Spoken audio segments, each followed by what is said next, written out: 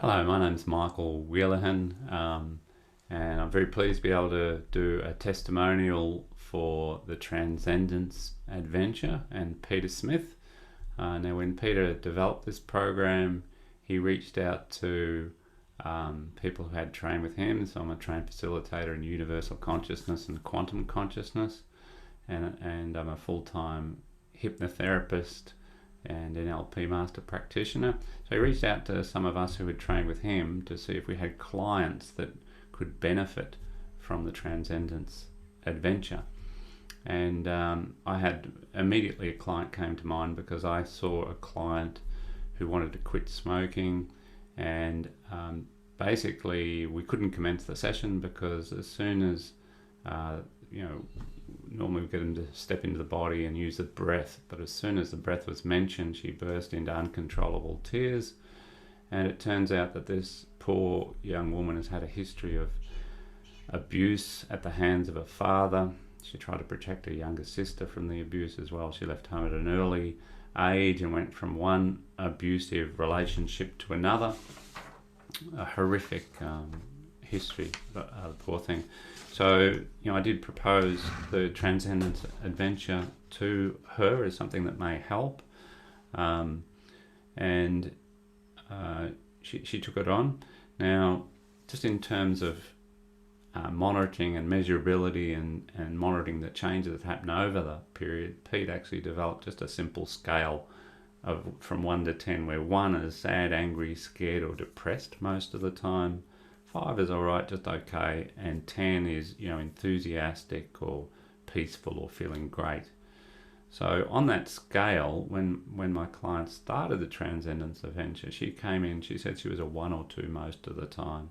Now this is someone who literally couldn't walk down the street with overthinking or overanalyzing or feeling threatened. In other words, you go down to buy a coffee and you'd be thinking, well, will I stay for the coffee? Will I sit outside? Will I go inside? What if someone sees me? Maybe I shouldn't go for the coffee.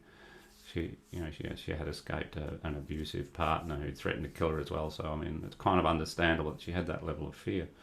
But basically, after about 6 weeks of the Transcendence Adventure, because I was checking in with her each week just to seeing where she was on the scale and what had changed.